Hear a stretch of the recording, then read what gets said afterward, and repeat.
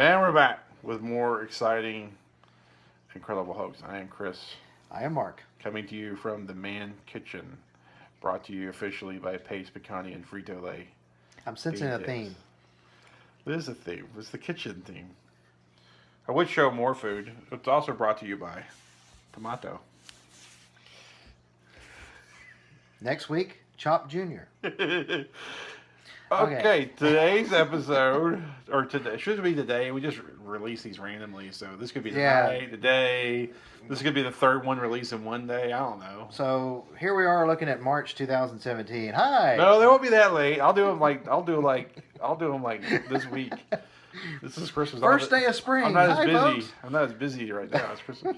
But Go ahead. Titans. We did a Cowboys check-in. Now we're going to do a Titans check-in. Yes. Remember, folks, just to remind you, we don't really cover the whole NFL.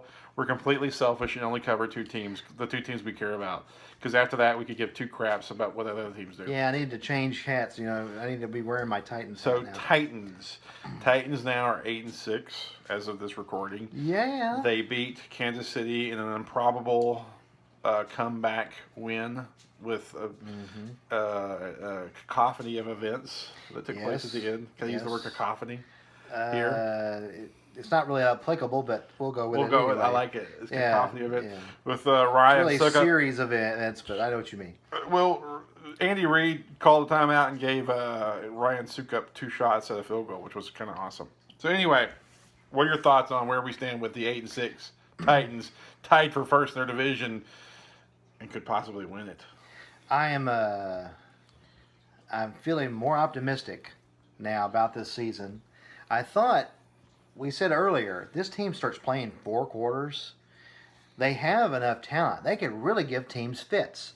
Today was evidence when this team fights it out, and you were going to have to. The Chiefs are just too good. This was going to be one of them games you weren't going to win by 15 points. It was going to be a grinded out to the last second, and it was. Mm-hmm. And the lesson here is, if you ice the kicker, sometimes you'll get iced. So remember that, Chiefs. Yeah. In the ice. In the ice. So I'm feeling good about where they are. That defense is really starting to come through for this team. Oh, yeah. I would just say my one negative is Mariota. You need to pick it up a little bit more. A little bit more. Sometimes he has these games you're like, yeah. It's like he's turned a corner, and then he seems like he regresses. So we're a little bit in that second year of ups and downs. If he can somehow get a little more consistent, I'm feeling much better about this team. The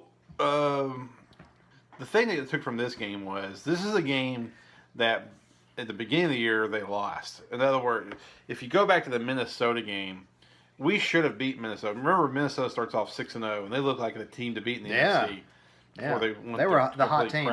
They were a hot team. Yeah. And that first game, we turned it over. Like, we gave them 2 turnovers that were, like, returned for touchdowns. Right. If we took those off the board, we win the game. Right. And then Oakland, if I remember right, we had a bunch of critical turnovers at Oakland.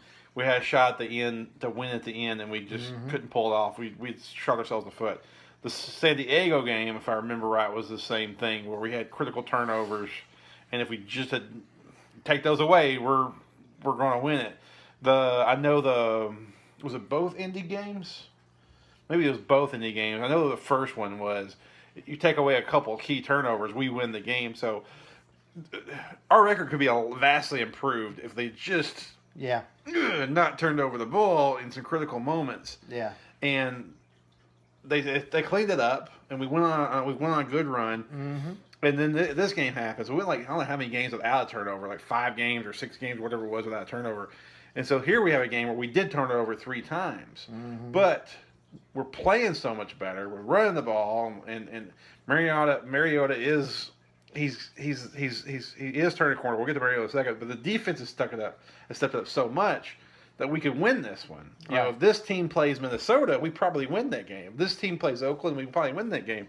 So it was so glad to see. They're improved. You literally can see a team over the season that is better now than they were when they began the season. That's true. Which you don't see a lot of. No.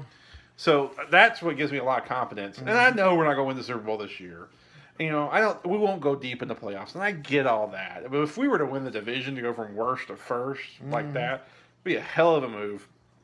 Now, Mariota, my thought on Mariota is this: he's on his way to being an elite quarterback, but he's got a little bit of that. Elway would have these games, and we talked about Favre would have these games, and sometimes these really good quarterbacks would just have these like ugly games, and for whatever reason, he able to flip a switch at the end, and like all of a sudden become good again.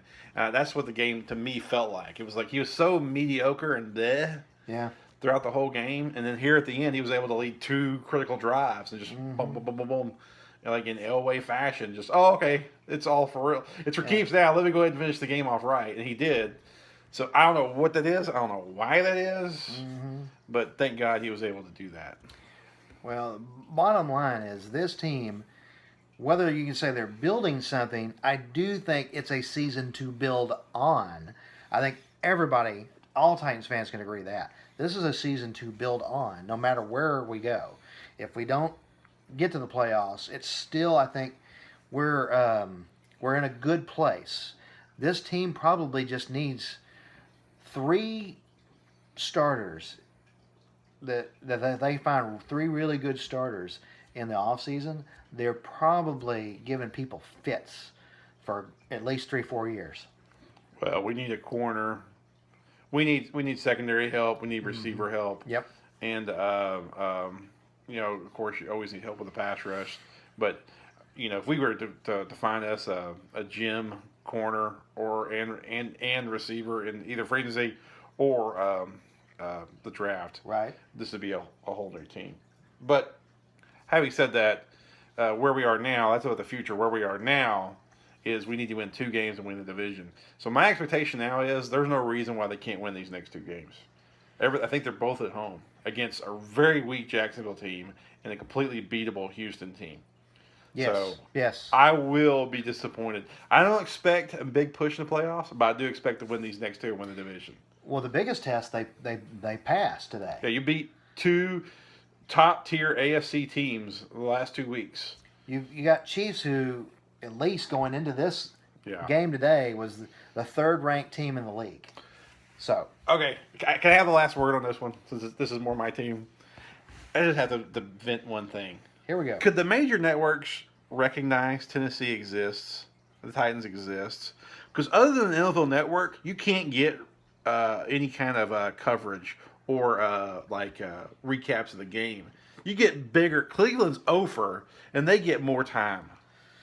Tennessee has knocked off the defending Super Bowl champions and the top seed or the 2nd seed in the AFC in consecutive weeks. Yep. If Green Bay had done that, if the New York Jets had done that, that's all you would have heard. That's it. Yep. We just knocked off the 2nd team seed in the AFC, and we knocked off the defending Super Bowl champs. And all we got is like a blurb on the NBC pregame. Mm-hmm. So I'm watching you networks. Yeah, they kind of like, here's your highlight, and after about 90 seconds, if we're lucky. If the move on, Rams, if we're lucky, the Giants, the Jets had done that, that's all you would have heard about the amazing hot streak that they're on. Yeah. Yeah, but it's the whole L.A. and New York. It's the East Coast and West Coast bias. Nashville is a town of what? 300,000, 400,000? Not even $500,000. Is it about $500,000? It's no, it's not even that much. It's 300,000. It's under 400,000. The city itself. So we know it's not a top market team, but oh well. They keep ignoring. We'll just win under the radar. It's still winning. All right. I'm used to it. I just had to vent that. It just gets on my nerves when you can't see any replays. Thank God I'll get the Sunday ticket and just watch the whole game myself. Yeah. I DVR it. So anyway, all right. That's out of my system. And that, dear.